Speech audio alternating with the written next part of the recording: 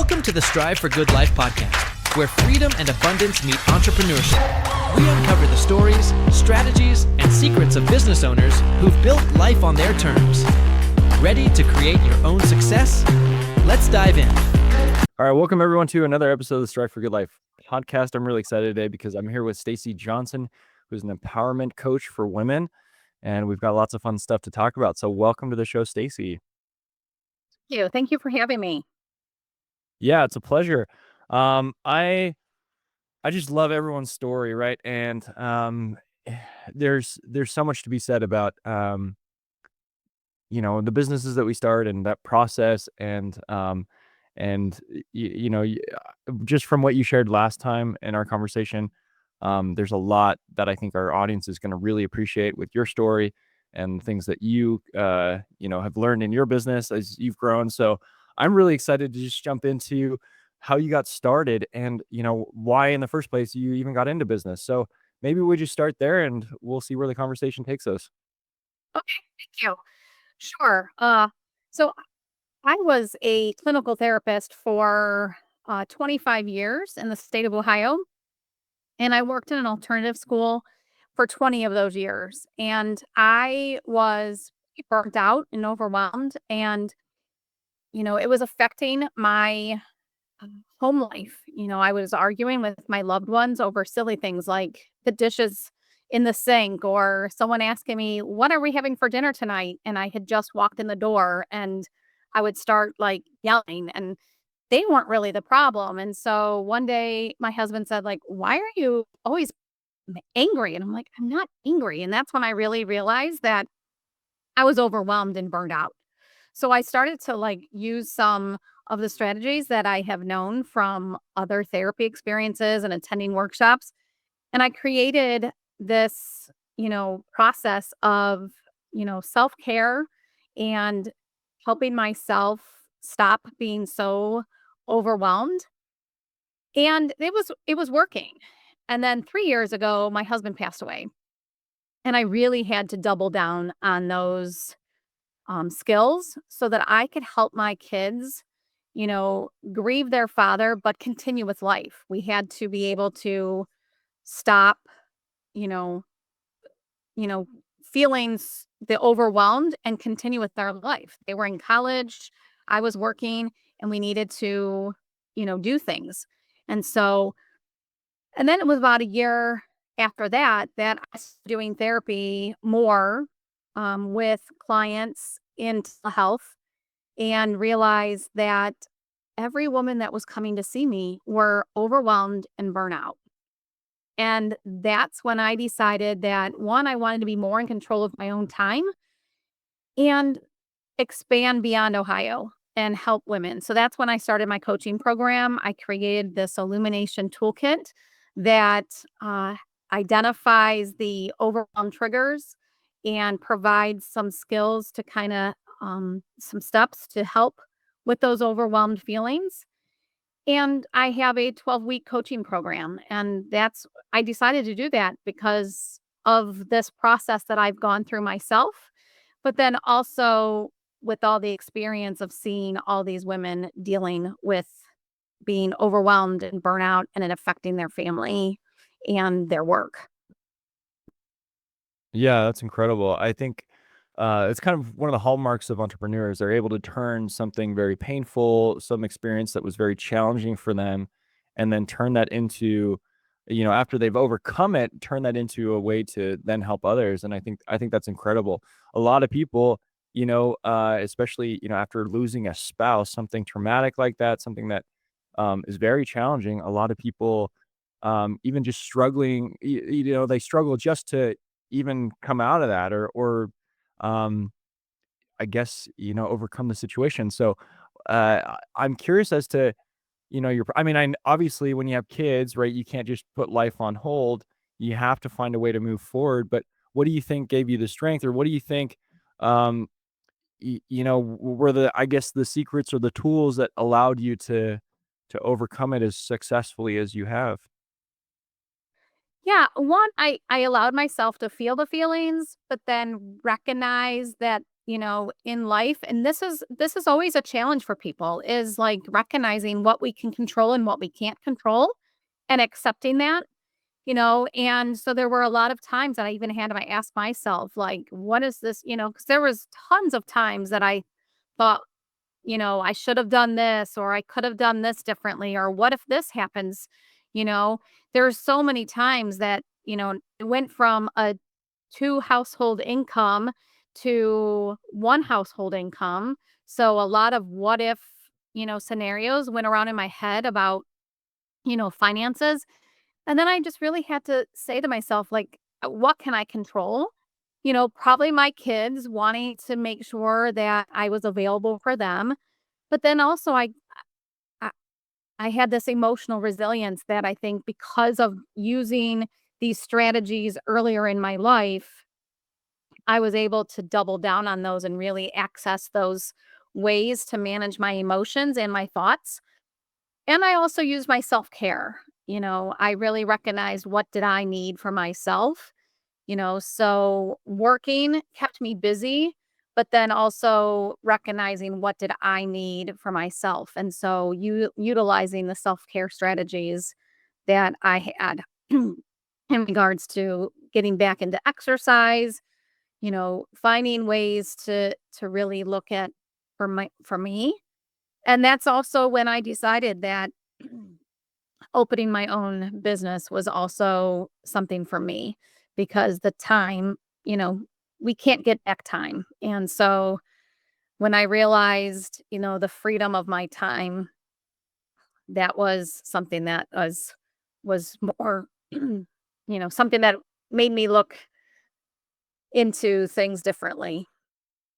Yeah, absolutely. So that's kind of a fascinating, um, I guess, point to talk about, because you go through this traumatic experience, and then you realize, I mean, through that, I guess, that how finite time is, and so tell me a little bit about that in terms of, um, just wanting to. I mean, really, what was the motivation behind, creating more time in your life and jumping into this business? I think it was my kids, and my family members. My mom, doesn't live too far from me, and there's been times that, she needed, you know, care to, like, take her to a doctor's appointment. She's had some medical things come up that she wanted to, and I want to be. And then both my kids, they were, having, even though they were at the time of their father's passing, one was 17 and one was 20. And so technically adult-ish, they still wanted their mom to attend some maybe doctor's appointments. And then our youngest daughter was racing four-wheelers. And so that was something that she did with her father. And so the first year he passed, my boss was very generous and let me take the time off to take her to those races. But then as we got, a year after his passing, and we started talking about the future races, he, made mention, like, well, we're going to have to talk about this a little bit more further. And that's when I decided, I want my own time. Like, I want to be able to say, if she wants to go, I don't want someone to give me a hard time about going. So, that's when I decided that I would take this leap into my own business. Um, Not just for the time, but I also want to be able to serve other women. When doing all this therapy, I recognize so many women are struggling. And so, as a therapist, I can only stay in my state unless I get licensed in other states. And as a coach, I could go beyond the state. And so I really wanted to be able to serve more women, but then also my time was very valuable to me. Yeah, that's so interesting, and, I mean, I think that's a huge motivation for a lot of entrepreneurs to start their own business, right? Their family life, having the flexibility to be there for their children, or, for their extended family. So, I think it's amazing that you saw that, you recognized, like, "Look, this isn't working for me to be stuck in this 9 to 5 if I wanna be able to do these other things." Um, what would you say to the people that, or maybe are at that point where they realize that this isn't the best model for me, but they're still struggling to maybe take the leap, right? And I know that maybe for you specifically in your business, maybe there was an easy transition to kind of going out on your own. But what would you say to those people that are kind of on the fence there, and unsure about how to move forward with that? Just do it. Just do it. You won't know unless you try. And so if you have this vision of what, on your own can look like, if you don't try, you will never know. And then what our lives are too short and that's one thing that I recognized, with the traumatic event that I experienced. Life is too short. And so why should I regret something that I really wanted to try and never did? And so, I am saying do it. Go for it. I have a daughter who's actually in college and she wants to be an entrepreneur and she has the same philosophy like I'll never know unless I try. Right. For me, the worst thing would be to go my whole life without having answered that question of what if, right? Right. And the regret that could come from knowing that I could have done it potentially. So I think that's incredible advice. Tell me a little bit about actually leaving your job and making that transition because some people, and you hear different things from different gurus. Like, did you have 6 months of savings saved up? Like, where you felt maybe comfortable or confident enough to be able to step away and kind of figure it out, or what was the game plan with that? Yes. Well, because I work for a school, my contract was technically for a year. So I ended the school year in June. And so I did receive a paycheck until August, until the new school year started. So, because that's the contract. So that gave me a little bit of cushion room to get things going. Uh, and so, and I did have some savings saved up. And currently, I am still like, I do private practice. So that's there as a little bit of a cushion to help pay for, since I am a one income family, that helps pay for the basics and the business, as it continues to grow, will be our future. Yeah, I love that. So, I like touching on that because some people feel like they have to have like a year of savings and they just have to like jump all in. But obviously, in your case, like you have kind of a backup income stream as well. And yeah, so I don't think there's any one right way to do it. You have to kind of, feel it out for yourself and do what you're comfortable with. Right. But you still, what you said before about just doing it, right? Taking the leap. It's always going to be a leap of faith. So, Right. I always tell people to just jump in as soon as you can, right? And not wait necessarily until you've got enough or, a certain amount in savings or until you've got it all figured out even, right? So, maybe Right. talk to that a little bit in terms of, the business model that you came up with and, how you were, ready to move forward, I guess, with that and how you developed that. Yeah.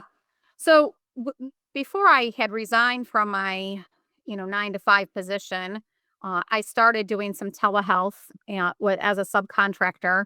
And so it was an easy transition when I left the job to transition into the more therapy part of my business, of private practice and telehealth. But then when I made that decision that I knew what I wanted to do, I had actually contracted with a business coach that was also a therapist in her previous lifetime, and that was her model, was to help transition therapists into coaches. So I, started my business model based on that and got got my program up and running and have just been continuing to, nurture that business with, different processes. It's trial and error at this point because, with social media and because I didn't have to advertise before. And so now it's just getting my name more recognized in the coaching realm. And so that's kind of how it started. But with therapy, my clients, I'm on a telehealth platform, and so they come pretty easily. And Yeah. so that part of the business kind of was pretty painless, and it's just, learning the process through the business. And luckily, I had the support of a business coach that kind of gave me the foundation, and I just continue to learn. I learn something every day, so Yeah. Right. that's, Yeah. yeah. With business, it's never ending, right? There's always more to learn, more skills to acquire and develop. And so, yeah, right. It never really ends, and that's what I love about it. Actually, I'm just, for me, it's the same thing as self development, right? Becoming a more efficient business owner. Um, and so I enjoy that part of continually learning and trying to tweak and improve and adjust my strategies, right? So I just think it's cool. In terms of the coaching, because I'm such a believer in that, like finding people that have already done what you want to do and just following them, right? Not necessarily trying to reinvent the wheel. But what were some of the things, the big, takeaways or the big aha moments that came when you hired a coach? Because I mean, I'm sure, making the like most coaches typically don't have a business background, right? And so what were some of the like key pillars that you were taught that really helped you feel confident about growing your business? Well, learning technology was one of thing. I had not used technology like I am now, and so just having some of the foundational, you know, streamlining things, between, having contracts and using, like a system to send that contract to a client. And, just because I am a therapist, I wanted to make sure that I protect my license as well, because I've worked hard for that license. And so I want to protect that license and not. So that was probably the big takeaway, is how to protect my therapy license as I start coaching. Uh, and uh, probably uh, the whole social media, like posting, learning the different kind of post to attract clients. It was probably the Yeah. two big takeaways. Okay. So, all right. So, some of the technical aspects, and then posting on social media. Were there like some specific secrets with social media that you learned where you were like, "Wow, this really works." Anything like that? Yeah, the just the different wording, to attract the clients, instead of like just talking about, a certain maybe process that I would use, because therapy is a little bit different, but some of the techniques that I use in my therapy practice are in my coaching program. I use some of the same models to get clients results. So it was just learning how to attract clients. So posting, just, starting the post with a catching line and call to action kind of thing that, I had to learn. Right. Yeah, having powerful hooks, directing people. Yeah, there's so much to it, right? And it takes a while to figure it out. And but once you do, right, once you set up the system, so to speak, in the right way, then it becomes a lot easier. So I love that. What are some of the things that you're maybe still struggling with that like to figure out, or what are, I'm always curious to find out how business owners are continuing to solve their problems, like what kind of the mindset is and where you think you need to go in terms of how to grow your business. Yeah, I think for me, I'm still exploring which social platform is the best for me, between either Facebook, LinkedIn, Instagram, YouTube, finding which one is where my ideal clients kind of hang out at more.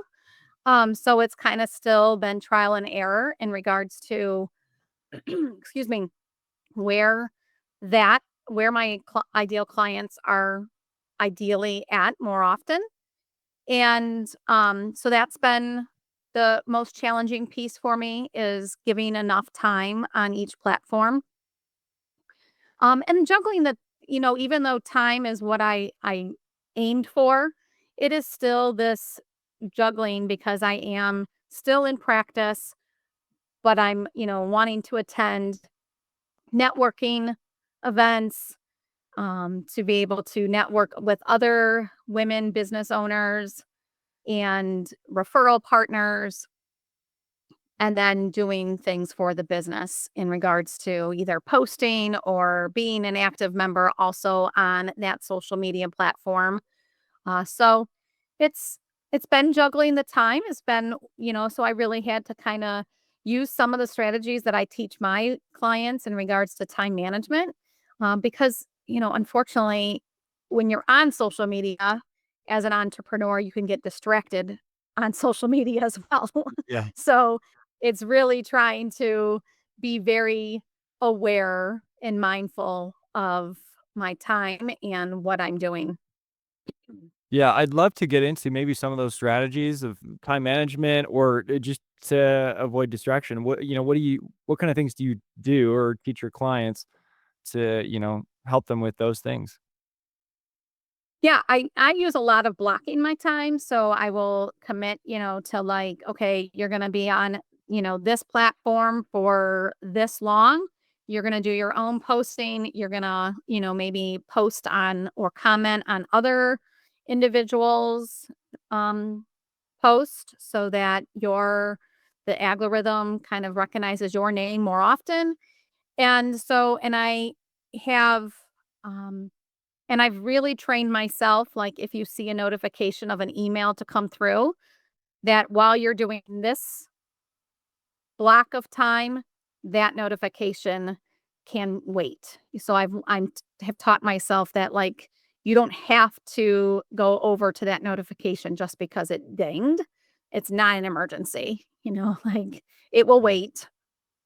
Um and I've also put in time, because working from home more often, I didn't have that built-in lunch break or built-in little breaks. So I have put that into my day too, even if it's just a moment of self-care where it's some deep breathing or some gentle stretches, because sitting at a desk all day long can play a toll on our body. And so just recognizing that and putting that into my day has really helped me as well. Yeah, I love all those things. I think it's so important. I mean, really, this is a game of trying to keep your energy up, and so you have to take those breaks. You have to do the things that are going to keep you energized, keep you focused. And I love what you said about allowing the notifications to sit there and giving yourself the permission to ignore everything and focus on the task. I'm Mhm. curious because you know there's so often in entrepreneurship where people fall short or struggle is kind of with this, false, I guess, impression that if they just build their product, then the clients will come, right? Obviously, you have to do the marketing in order to put it in front of people. So, how do you kind of balance or how do you keep yourself in check in terms of, how much time to spend, developing your product or your services versus actually doing the market? Like, what does that split look like? That's a good question. Um, you know, I have my product built, but it's interesting because again, self development, I'll take a course because my license is still active. And I'm like, oh, that's an interesting topic. I need to add that to my product, or I need to add that to my program. And so if there's things that I want to add, then I will put that in my to-do list of things to do. So each week, that's partly what I do, is look at like what I want to accomplish for the week. And then I divide it up into days. And so looking at, each day, depending on client calls or, networking events, I'll just look at what I think I can accomplish in that day.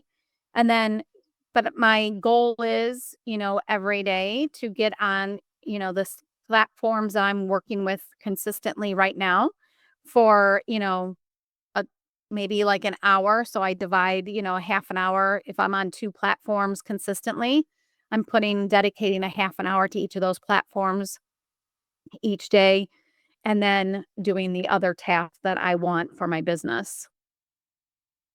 Okay, so just blocking out some time for it. Is there, when it comes to, creating the I guess content for social media, are you blocking it and doing, a lot of batch work and creating all the posts for the week, or like like tell me a little bit about that process and how you spend your time during those half hour chunks engaging on social media? Like what is the strategy there? Yeah, so I do batch my content usually on, the weekend. I dedicate myself like an hour to create my content, and I make like a Google Doc so that it's already ready. So then each day I just go on the platforms and I post what I've already created. And then I will engage on other conversations, either in my networking groups or with some other individuals that post seem interesting to me and that I can relate to, just to spend some time, not just giving, but also, serving the community with things that I may be able to offer on their post. Yeah, I love that. I mean, I think it's important if social media is a big part of your strategy, then I absolutely recommend, yeah, trying to find ways to engage with other people that are within your circle, within your niche, right? Other influencers, other people. I think there's a lot there that I think a lot of opportunity, I should say, where a lot of people don't realize it, right? And they're missing out. I'm curious as to, you kind of briefly mentioned that, you'll have little things pop up that you want to add to your product, your services, your coaching. Um, I guess I'm curious as to, like, what the value ladder for you looks like, and is it just the coaching program, or kind of what else do you have? And if there's a process to kind of take strangers for you and slowly introduce them to your offerings. Do you have anything like that set up, or how do you go about that? I'm curious. Yeah, so I am like I'm in the end of the month, I'm offering a free masterclass on overthinking and regulating our nervous system. And so you know, when if individuals are attending that, then they get a bonus of my free illumination toolkit. And then when individuals download the toolkit, the they have that opportunity to schedule a session with me, an individual session. It's a illumination session where we individualize that toolkit. And then if it seems like it's a good fit, then I'll talk about our coaching program. But if it doesn't seem like a good fit, then they at least they've got ended with this toolkit with a few strategies and a 30-minute session with me of individualizing that toolkit. Uh, so that's the process that I have right now. Uh, Yeah, I love that. Okay, so you have like a master class, or I don't know, I don't remember what you called it, and then you have a toolkit as kind of a reward. I think that's cool. I think I've been really thinking about that more in terms of how we get people to complete the course or the master class, and so finding these little ways to reward them for taking these actions, I think, is a powerful strategy. So I think that's cool. It's offering the toolkit as a way of yeah, incentivizing them to stick around to watch the whole thing or whatever. right. Is that working really well, the model? I mean, is it easy to get people moving along to book those calls? So this is actually this is what I've added to my business. 6 months ago, I didn't have that process, and so I've changed some Yeah. things, and so, um, this is gonna be new this month is me offering this master class with the bonus of the toolkit, so, I can gladly let you know how it works, but, Yeah. this is something again, as we develop more into our business, we recognize, like, what is needed, and so, when I looked at, like, yeah, what would make this a little bit more enticing to attend this master class? And so that's why I decided to add my toolkit. I love that. So I'm curious because I think that's so important, right? Is to constantly be pivoting and adjusting. I think I mentioned that earlier, but I'm curious as to where you draw your inspiration from, or where are you coming up with these ideas? Are you following kind of key industry leaders, or what is yeah? Where is that coming from for you? I'm in a couple networking groups with women entrepreneurs, and so a lot of that has changed, had helped me pivot in regards to seeing some of these other successful women entrepreneurs and learning from them. But then I also get the inspiration from like adding things to my actual program are either self-development courses or even sometimes my clients, when they come to me and they're addressing something, I'm like, oh, that's a good idea. Maybe I should add that to the program. Or, it's recognizing what needs are really like my clients that I currently have are wanting. I love that. I think it's so important. I mean, anytime you're developing your product, right, it all comes back to the customer, what they want, what's going to best help them. I'm curious, do you have um some kind of a feedback, uh I guess, delivery system, or something that like gets people to tell you what they want more efficiently, or how do you do that? I guess how do you really gauge what people are wanting? Yeah. So, when I have my clients, well, when they enter my program, they start, uh, when they start the program, they do a kind of overall well-being assessment, kind of check to see kind of where they are. And then after they complete it, we do another assessment, the same assessment, same questions, and we kind of see where their transformation has happened. And but then I also do a when they are ready to complete the program, we do a end session, like we do an individual session and talk about what they've accomplished. And if they're willing to give me a testimonial, we'll do that as well. But had clients reach out to me. It was shortly after one of my clients ended. She did a testimonial video for me and she talked about all of her transformations. And it just warmed my heart because, like, 2 months later, she emailed me and was like, I just want to let you know that I'm continuing to use everything that you taught me, and I've seen so many changes. This one woman, she couldn't even go into the grocery store because she had anxiety about going. And now she's like, if I have to go run to the store, I don't even have to plan it out. Like I just do it. So just hearing the transformations, even a couple months after they're done with me, has been so wonderful.